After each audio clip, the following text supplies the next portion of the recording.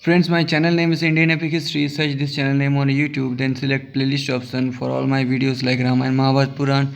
Otherwise, click the channel name or picture below the video, then go to the playlist option. This is Bori critical valmiki Ramayan book, Ayodhya Kand, chapter 53. When Rama left the forest, my horses shedded warm tears and refused to return along the path. I controlled my misery and joined my hands in salutation before the two princes. I then ascended the chariot in the hope that I might again hear Rama's words addressed to me. I remained with Guha for many days, O great king. Your kingdom has also been affected by this hardship. Without yielding flowers, shoots, or birds, the trees have withered away, creatures are not moving, and predatory beasts have stopped roaming around, overcome by sorrow on account of Rama. No sound emerged from the forest. O Kindra among kings, lotuses have drawn in their petals, and the water is muddied. The lilies in the lakes have become warm, fish and water birds have disappeared, aquatic flowers and blossoms on the land are no longer radiant and have very little fragrance left. The fruits are no longer as they used to be. As I entered Ayodhya, no one greeted me. Having no seen Rama, the men cited repeatedly. When the chariot returned suffering because they couldn't see Rama, women lamented from mansions, buildings, and palaces. Their large and sparkling eyes were filled with flows of tears. They glanced towards each other, and it was evident that the woman suffered more. I do not discern any difference in the sorrow exhibited by those who are not friends, those who are friends, and those who are natural. Men are unhappy, elephants and lotus horses are distressed. They are jaded and screaming in affliction, or they are shouting silently, O great king, miserable at Rama having been exiled. Ayodhya seemed to me to be like Kaushalya, separated from her son. On hearing the Suta's word, the king became even more miserable. Shedding tears, he told the Suta, I was persuaded by Kaikeyi, whose sentiments were driven by wickedness. I went along with her without consulting the accomplished and the aged. I did not seek the views of well-wishers, advisors, ministers, and those who know about the sacred text. Urged by a woman, I was confused and did this suddenly. It is certain that the great uh, catastrophe has come about because of destiny, O Suta.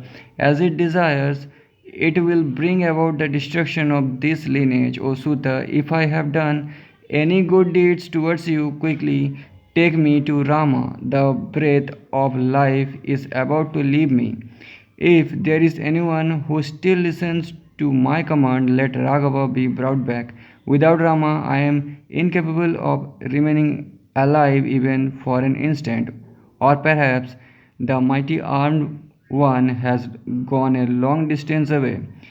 In that event, make me ascend the chariot and quickly show me Rama. Where is the great archer with the rounded teeth? Where is Lakshmana's elder brother? If I can see him with Sita, I will manage to remain alive. If I do not see the mighty Rama, red eyed and wearing bejeweled earrings, I will go to Yama's eternal abode. What can be a greater misery than attaining this state where I cannot see Raghava, the descendant of the Ishvaku lineage? Alas, alas, Rama's younger brother, alas, an ascetic Vedahi, you do not know what I am without a protector and am about to die in misery. O Queen, it is difficult for me to remain alive. It is unseemly that I cannot see Raghava now, nor can I see Lakshmana. The immensely illustrious king lamented in this way. He became senseless and suddenly fell down on his conch. Lamenting in this way, the king became unconscious. The queen heard his words, and her grief was doubted on account of Rama. Rama's mother was frightened yet again. Next chapter 54. Kaushalya seemed to be possessed by a spirit and trembled repeatedly as, a lifeless on the ground, she spoke to the Shuta, "Take me on the place Take me to the place where Kukutsa means Rama and Sita are, where Lakshmana is. Without them, I am not interested in remaining alive, not even for an instant. Retrace the chariot immediately and take me to Dandaka. If I do not follow them, I will go to Yama's eternal abode." Her words choked with tears, and she spoke softly. The Sutta joined his hands in salutation and addressed the queen. Abandon sorrow, delusion, and any fright that gives rise to misery. Cast aside all torment so that Raghava can reside in the forest. In the forest, Lakshmana will serve at Rama's feet.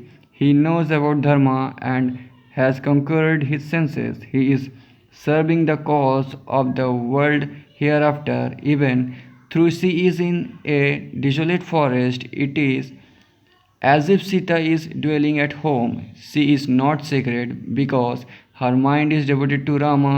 She is at peace. Not even the most subtle kind of grief can be discerned in her. It seems to me that Vedahi is used to living in exile. In earlier times, she used to visit groups in the city and find delight there. Despite it being a desolate forest, Sita finds a similar delight there. Her face is like the young moon, and Sita finds pleasure like a child. Since her soul is immersed in Rama, even in that desolate forest, she finds delight. Her heart is in him. She lives for his sake.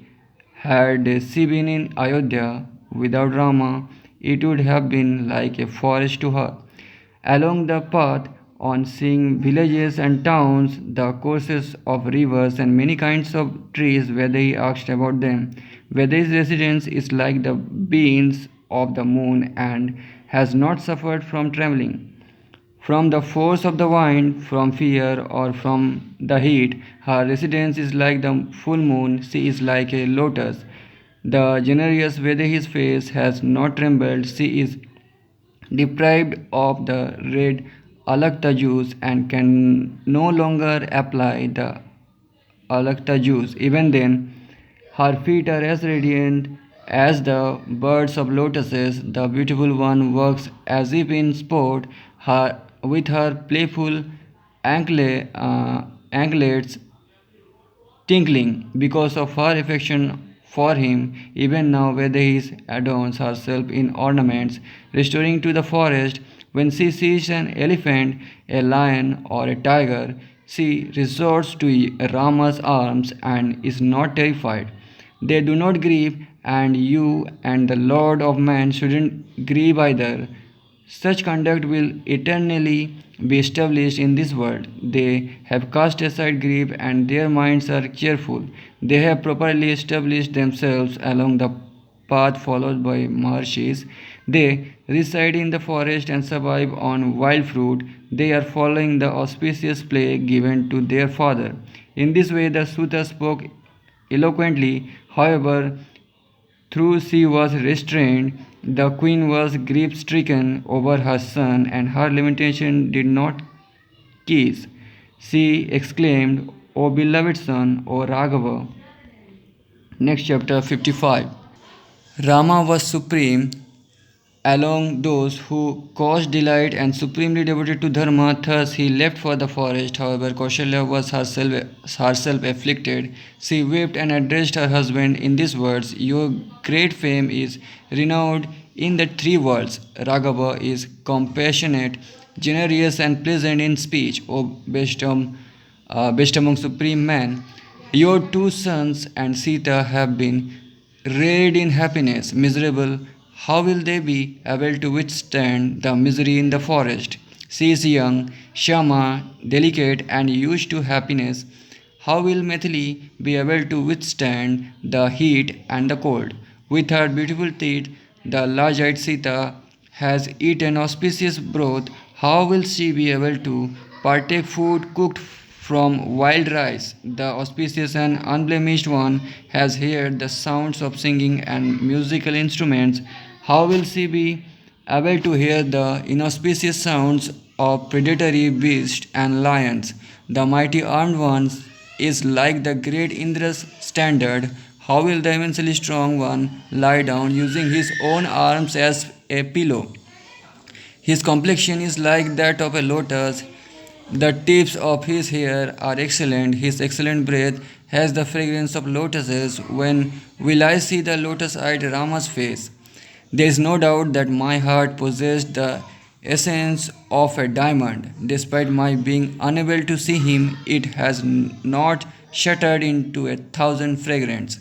Even if Raghava returned in the 15 years, it is not evident that Bharata will give up the kingdom and the treasury. O Lord of the earth, the kingdom will thus have been enjoyed by a younger brother. Why will an elder and superior brother not refuse to accept such a kingdom? A tiger does not wish to eat food that has been brought and tasted by another.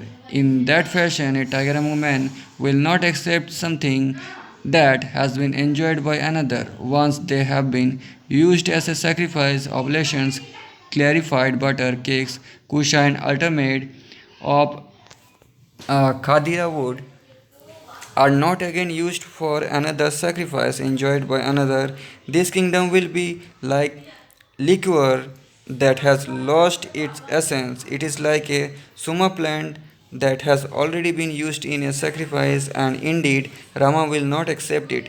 Raghava will not commit such an act of dishonor, just as a powerful tiger does not tolerate anyone touching the hair on its tail. The bull among men possesses the strength of a lion. He has been destroyed by his own father like a fish devouring its young. The dharma followed by Dvijas has always been instructed as the dharma of the sacred text. Having vanished your son, how have you been devoted to that dharma? A husband is a woman's first refuge, a son is the second refuge, or king. A king is the third refuge, and in this world there isn't a fourth one. Among those, you do not exist for me, and Rama has restored to the forest. I do not wish to go to the forest, therefore, I have been destroyed in every way. This kingdom and the country have been destroyed by you. You have destroyed yourself and your ministers, and I and my son have been destroyed. The citizens have been destroyed. Only your son and wife are unhappy. Wife are happy. She used such terrible words. Having heard them, the king was confounded and miserable, remembering his misdeed. Yet again, the king was immersed in grief. Next chapter 56.